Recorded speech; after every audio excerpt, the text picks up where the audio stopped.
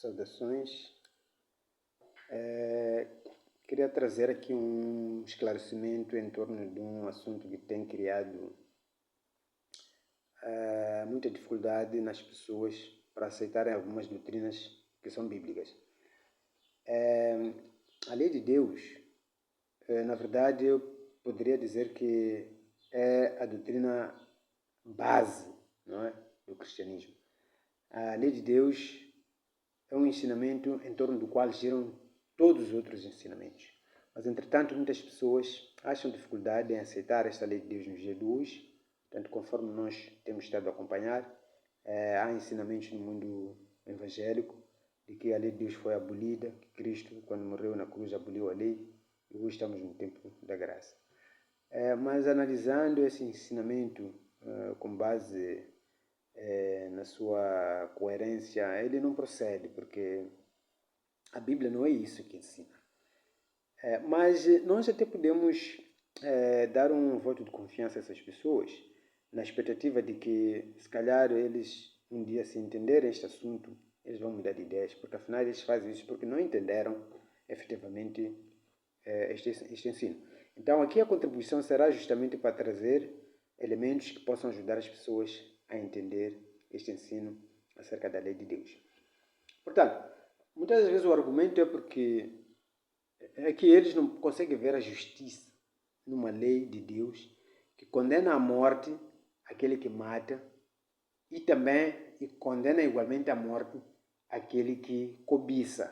Portanto, as pessoas encontram uma dificuldade nisto. Então, Deus, qual é a justiça de um Deus que condena à morte uma pessoa que viola a sua lei que diz não matarás, e também esse mesmo Deus condena também à morte a pessoa que viola a sua lei que diz não cobiçarás? Portanto, aqui as pessoas têm dificuldade de encontrar uma justiça, né, de um Deus que condena à morte aquele que mata e também condena à morte aquele que cobiça.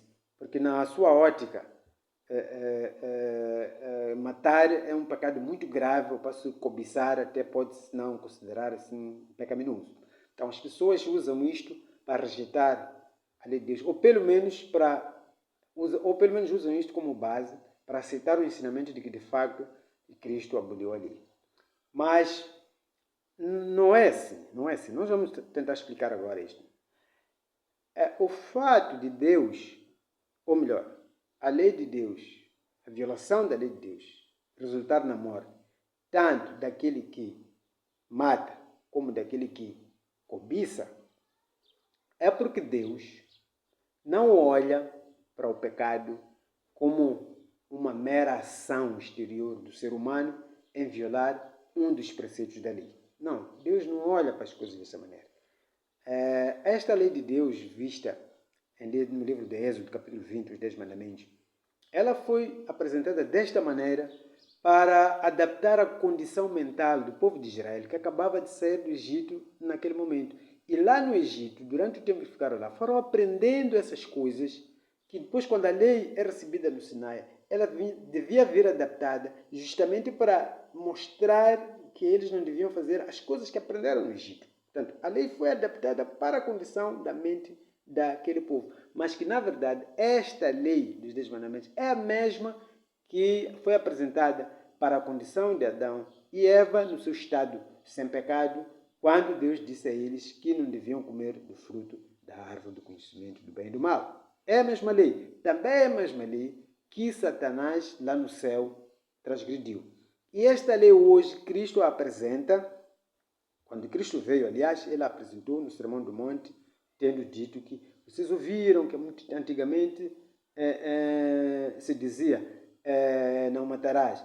Hoje, porém, eu vos digo que não deves odiar, porque aquele que odiar deve morrer. Depois ouvis que antigamente foi dito que não adulterarás. Pois eu vos digo hoje que aquele que olhar para uma mulher com intenções impuras já cometeu adultério em seu coração. Portanto, essa lei é sempre a mesma lei, só que ela vem adaptada para a condição do ser humano e para o nível de graça e poder que as pessoas recebem para poder guardar esta lei.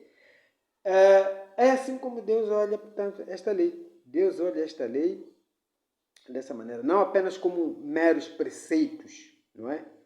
Não como 10 preceitos da lei, não, mas Deus olha para aquilo que é a motivação que leva alguém a violar essa lei. E qual é essa motivação? Por exemplo, a motivação é a seguinte: quem mata, ele foi motivado pela mesma razão de quem cobiça. E é esta motivação que Deus olha para determinar a culpa e a respectiva condenação. Aquele que mata é porque antes, na sua mente e no seu coração, se levantou em rebelião e desafio à autoridade de Deus que estabeleceu esta lei. Da mesma maneira, aquele que cobiça também se levantou em rebelião e em desafio à autoridade de Deus, o mesmo Deus que estabeleceu esta mesma lei. Portanto, o que determina a condenação da morte, tanto daquele que mata como daquele que cobiça, é a motivação por detrás deste ato, tanto de matar como de cobiçar. E esta motivação qual é que é? O desafio e rebelião contra a autoridade de Deus que estabeleceu a lei. É assim como nós devemos olhar as coisas espirituais. É assim como nós podemos encontrar a justiça em Deus quando Ele pune com a morte tanto o que mata como aquele que cobiça.